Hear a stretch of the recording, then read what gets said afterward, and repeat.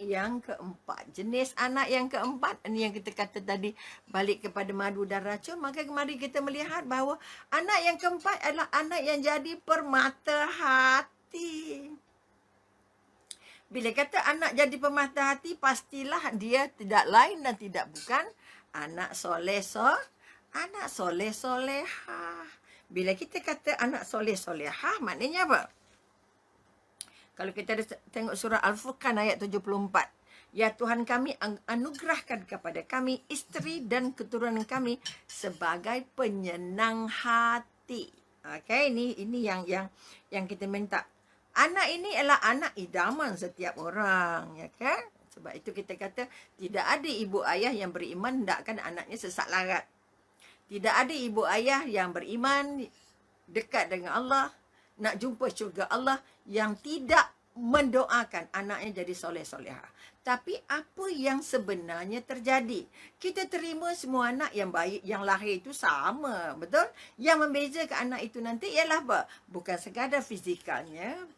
Kadang-kadang kita kata tidak anaknya putih tapi yang lahirnya hitam, terima. Walaupun hitam kulitnya tapi hatinya putih kalau imannya jelas. Maka sekali lagi mari kita bangun kekuatan bahawa kita kata melahirkan. Dapat anak satu hal. Melahirkan, mendidik, mengasuh anak supaya jadi anak soleh-solehah bukan kerja mudah. Sebab itu hari ini kita lebih senang hantar anak ke sekolah untuk dapat sijil. Saya tidak nafikan jangan sampai tak pergi sekolah, dah. Anak harus dapat ilmu dunia dan harus dapat ilmu akhirat. Apa yang terjadi ialah apa? Apa yang terjadi? Okay? Yang terjadi kita terbelah. Kita jadikan anak ini hamba dunia, dapat cemerlang dunia, dapat hebat dunia, dapat sijil dunia, tapi kita lupa nak tampung keperluan akhiratnya. Ini yang kadang-kadang kita kata nampaknya baik, santun, baik dengan ayah, pandai bersekolah, tapi akidahnya kering. Akidah, keyakinan bertuhannya. Bukan ilmu agama ngaji, itu haram, itu harus fiqah aja dak. Ilmu tentang dia merasa dia ciptaan Allah, ilmu akidah yang ada kaitan dengan keimanan, ilmu yang membuat dia yakin bahawa aku ni bukan siapa-siapa, aku ni hamba Allah. Maka kalau dia cemerlang, dia tak sombong. Kalau dia dapat gaji besar, dia tak kedekut. Kalau dia pangkat besar, tak zalim. Nampak? Kita mati-mati tanya anak, kamu besar tu nak jadi apa? Nak jadi ustaz? Loh, ustaz? Ini pun satu masalah juga. Anak kamu belajar di mana? Sekolah tahfiz. Esok nak kerja apa? Ngajar orang ngaji je ke? Ini pandangan-pandangan sinis. Pandangan-pandangan yang kita kata kalau boleh, tak boleh lagi dipegang. Okay? Kalau kita benar-benar ingin bantuan dunia dan akhirat nanti. Dunia dan akhirat, bantuan kita mestilah bantuan bukan sekadar di dunia. Kita ndak anak kita nanti jadi bantuan masa kita sudah berangkat. Okay? Bila kita kata akidahnya kering, dapat sijil 4 lori, dapat jawatan, dapat gelaran, disanjung, ditatang, dibuat macam-macam sebagai orang hebat. Tetapi kalau tak hebat di mata Allah, kitalah orang yang paling rugi. Kitalah orang yang paling menyesal. Maka anak soleh-solehah perlukan kekuatan. Perlukan sungguh-sungguh. Perlu committed. Perlu pengorbanan. Ya Allah. Seorang kawan saya mengeluarkan anaknya daripada sekolah kebangsaan. Untuk dia masuk ke sekolah tahfiz. Semua keluarganya. Dia ada 12 adik-beradik. Kamu gila ke? Keluarkan anak di sekolah kebangsaan, masuk sekolah tahfiz. Esok besar nak jadi apa? Akhirnya dia datang jumpa saya, kata, B, kamulah orang terakhir yang saya tanya. Patut atau tidak saya nak keluarkan anak saya dari sekolah kebangsaan untuk masuk sekolah tahfiz? Apa saya jawab? Kalau saya masih boleh bersalin, kalau saya punya anak kecil lagi, saya akan terus hantar ke tahfiz. Kerana tidak ada penyelamat terbesar. Kalau anak tak jumpa Quran, kalau anak tak jumpa akidah, kalau anak tak jumpa agama, pusing dunia mana pun, masuk universiti mana pun, anak itu tidak akan jadi saham terbaik untuk kita di akhirat. Maka dari hari ini, ibu ayah harus melihat anak, kamu ni esok nak jadi peluru tembak aku ke, nak jadi hadiah untuk bantu aku? Okey, ini kekuatan. Bila kita kata anak yang lahir, sebab itu kita kata jangan bangga sangat. Anak saya dapat offer pergi London. Anak saya dapat offer untuk masuk itu, masuk ini. Anak kita tak masuk mana-mana, tapi anak kita, ya Allah, takut Allahnya tinggi, sayang agamanya hebat, sukarelawan jadi pejuang agamanya kuat. Itu yang patut kita banggakan. Adabnya tinggi, perangannya santun, hormat mak ayah, baik karakter. Sebab itu Al-Khwarizmi kata apa? Seorang ahli matematik Islam. Bila orang matematik tanya dia, okay, tuan, okay, apakah nilai yang terbaik untuk seorang manusia? Okay? Dari segi matematiknya kita nak jawab macam mana? Siapa yang paling baik?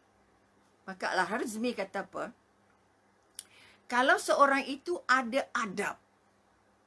Ada adab artinya ada karakter yang baik. Okay? Bukan biadab. Ada adab maka markahnya 1. Banyak ke sikit?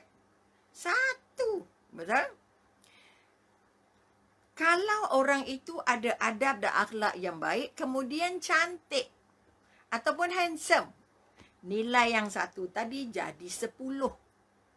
Jadi semua mak ayah nak anak cantik, anak handsome, anak macho-macho, kalau boleh nak jadi wajah Nabi Yusuf semua. Sebab itu mengandung, dipesan ibu mengandung baca surah Yusuf.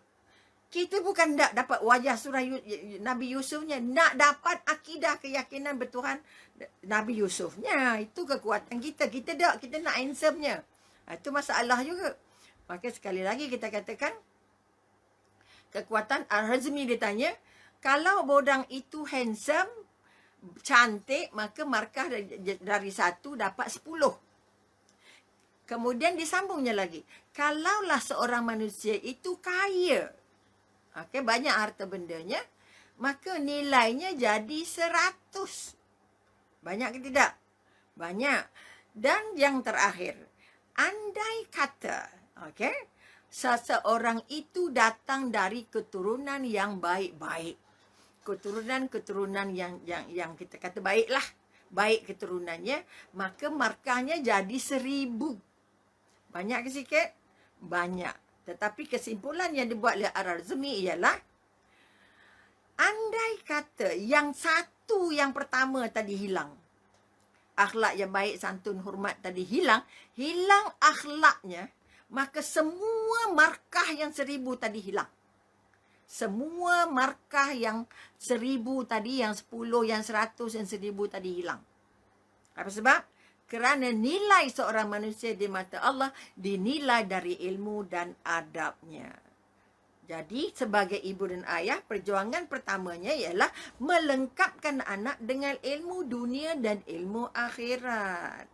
Kalau dia belajar di sekolah untuk ilmu dunianya, engineeringnya, kalau apa ke bendanya, sains dan sebagainya, mesti tampung dengan ilmu akhirat. Ilmu yang ada kaitan dengan agama, ilmu tentang ketuhanan, ilmu tentang syurga dan neraka, ilmu tentang ilmu tentang kehidupan yang berlandaskan agama. Tidak lain, tidak bukan, Al-Quran mesti jadi sebahagian daripada isi hatinya.